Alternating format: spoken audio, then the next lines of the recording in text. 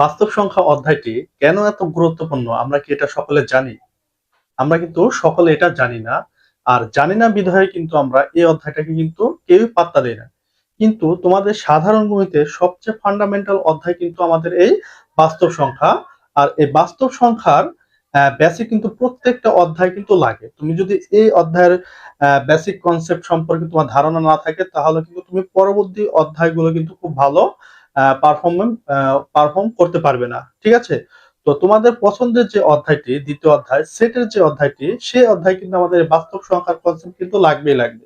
ঠিক আছে? বাস্তব সংখ্যার মধ্যে যে পূর্ণ সংখ্যা, স্বাভাবিক সংখ্যা, মৌলিক সংখ্যা, মূলদ, অমূলদ যে সমস্ত সংখ্যাগুলো রয়েছে, তো এই সংখ্যা সম্পর্কে যদি তুমি পূর্ণ ধারণা তোমার না থাকে তাহলে কিন্তু ওই অধ্যায়টি কিন্তু তুমি খুব ভালো পারফর্ম করতে পারবে না। ঠিক আছে? তো এই অধ্যায় তো আমরা যে কাজটি করব যে আগামীকাল থেকে আমরা এই বাস্তব সংখ্যার অধ্যায়টি এমন ভাবে ভেঙে ভেঙে তোমাদের বোঝানোর চেষ্টা করব তোমাদের বেসিক থেকে শুরু করে সম্পূর্ণ অধ্যায়টি পুরো ক্লিয়ার হয়ে যাবে।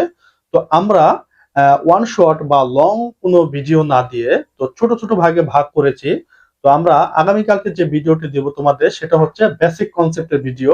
তো ওই ভিডিওটির ভিতরে শুধুমাত্র বেসিক কনসেপ্ট থাকবে। ঠিক আছে? এই অধ্যায়ের যত বেসিক আছে আমরা আনাচে কানাচে যত বেসিক রয়েছে ওটা আলোচনা করার চেষ্টা করব। তার পরবর্তী ভিডিওতে আমরা এই অধ্যায়ের টপ 5 যে সিকিউ গুলো রয়েছে সেগুলো সমাধান করব যাতে 5 থেকে 6টি সিকিউ তুমি যদি ক্লিয়ার করতে পারো তাহলে কিন্তু তোমার যদিও সিকিউ তেমন আসে না কিন্তু তোমার এই অধ্যায় খুব ভালো একটি ধারণা হবে। ঠিক আছে? তারপর 4 নম্বরে মানে 4 নম্বর ভিডিওতে আমরা যেটা করার চেষ্টা করব সেটা হচ্ছে টপ 10 এসকিউ যে যেহেতু তোমাদের এসকিউ কনসেপ্টটা নতুন সংযোজন হয়েছে তো সেহেতু আমরা এমন বেছে বেছে 10টা সিকিউ সরি এসকিউ করানোর চেষ্টা করব যাতে তোমাদের পুরা চ্যাপ্টারটা ক্লিয়ার হয়ে যায় এসকিউ সম্পর্কে। তারপরে আমাদের সবচেয়ে যে ভুল হয় বা এই অধ্যায় থেকে আসে মানে এমসিকিউ কমপক্ষে তুমি 2টা এই অধ্যায় থেকে পাবি। তো এখান থেকে আমরা এমসিকিউ গুলো 2টা ভাগে শেখাবো। প্রথম ভাগটা হচ্ছে শর্টকাট টেকনিক। তো ক্যালকুলেটর ছাড়া যে সমস্ত শর্টকাট টেকনিক গুলো রয়েছে বা একটু বুঝে করার মতো সেগুলোর জন্য আমরা একটা আলাদা ভিডিও করব। তারপর হচ্ছে ক্যালকুলেটর হ্যাকস। তো ক্যালকুলেটর হ্যাকস দিয়ে তুমি কিভাবে এই অধ্যায় থেকে কিছু কিছু এমসিকিউ করতে পারো ধরে ধরে আমরা সম্পূর্ণ ক্লিয়ার করে দিব। ঠিক আছে?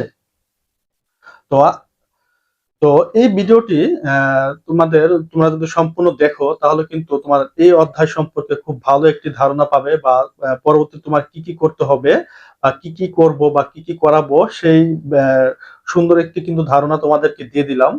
তো এই ধরনের আরো ভিডিও পেতে অবশ্যই কিন্তু তোমাদের এই চ্যানেলটির সাথে থাকতে হবে। তো আজকের মতো এই পর্যন্তই। আল্লাহ হাফেজ।